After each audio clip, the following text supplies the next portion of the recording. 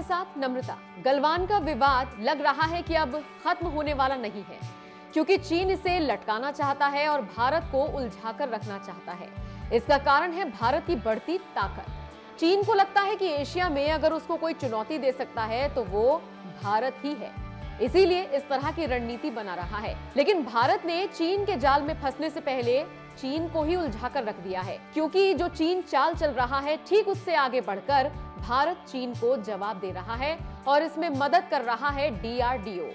DRDO भारतीय सेना को एक से बढ़कर एक और खतरनाक हथियार और मिसाइलें तैयार करके दे रहा है। इसी कड़ी में इस बार डीआरडीओ ने लद्दाख में चीन को करारा जवाब देने के लिए डबल हम्प ऊंट दिया है। जी हां, पूर्वी लद्दाख एलएसी पर अब जल्द ही भारतीय जवान ऊंट पर सवार होकर गश्त करते हुए नजर आएंगे। ये ऊंट राजस्थान में पाए जाने वाले ऊंटों से अलग है। ये यारकंदी ऊंट हैं, जिनकी पीठ पर 2 कुबड़ होते हैं। इन्हें बैक्टीरियन कैमल और डबल हम्प कैमल भी कहा जाता है। ये नुब्रा घाटी में पाए जाते हैं और लद्दाख की भौगोलिक परिस्थितियों के अनुकूल हैं। फिलहाल दौलत बेग ओल्डी में सेना अपनी ऑपरेशनल गतिविधियों के लिए डबल हम्प कैमल का प्रयोग करती है।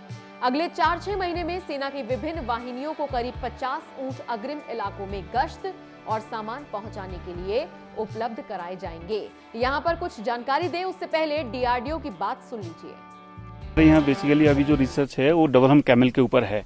तो ये आप देख सकते हैं डबल हम्प कैमल हैं। इन पे हम लोग 17,000 फीट हाइट तक ईस्टर्न लद्दाख साइड में तो इनका पेट्रोलिंग और लोड कैरिंग का रिसर्च किए हैं। तो इनमें ये पता चला है कि इनका जो लोड कैरिंग है वो 170 केजी है। 170 केजी लोड लेके ये लोग एक बार में 12 किलोमीटर तक का पेट्रोलिंग कर सकता है 170 केजी लोड करके at the height of 17,000 feet. तो ये ईस्टर्न लद्दाख का जो रेतीला इलाका है, प्लेटू है, उसमें ये पेट्रोलिंग के लिए बेहतर है। हमने पहले इसका कंपैरिजन सिंगल अप कैमल से भी किया था जो राजस्थान से लाए थे।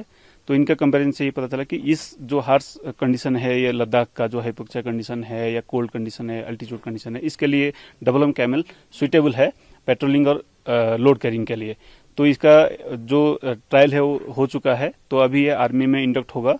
जैसे इसका जो पॉपुलेशन है, क्योंकि बहुत लिमिटेड पॉपुलेशन है डबल हम्प कैमल का, एक बार ये ब्रीडिंग इसका करा के जिसे पॉपुलेशन सफिशिएंट हो जाता है पेट्रोलिंग एंड लोड कैरिंग के लिए आर्मी में इंडक्ट करने के लिए, तो इनको इंडक्ट किया जाएगा आर्मी में। जानकारों की माने तो यारकंदी ऊंट सिल्क रूट के रास्ते ही लद्दाख में पहुंचा है। ये उज्बेकिस्तान यारकंद से लद्दाख आया है।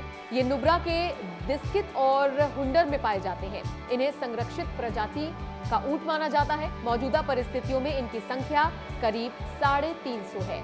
सेना ने करीब 3 साल पहले करीब 10 डबल हम्प कैमल लिए थे।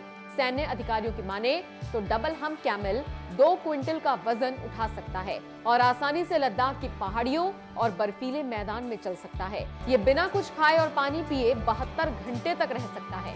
लेह स्थित डिफेंस इंस्टीट्यूट ने पूरा अध्ययन किया है। उसके बाद इन ऊंटों को विशेष तरह की ट्रेनिंग दी जा रही है। सेना की माने तो लद्दाख में मौसम के लिहाज से डबल हम्प कैमल ज्यादा कारगर है।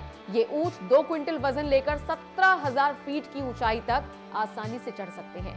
तो आप समझ सकते हैं कि चीन को पसीने छुड़ाने के लिए भारत और डीआरडीओ क्या कर रही हैं और आगे कैसे चीन को परेशान कर रही हैं।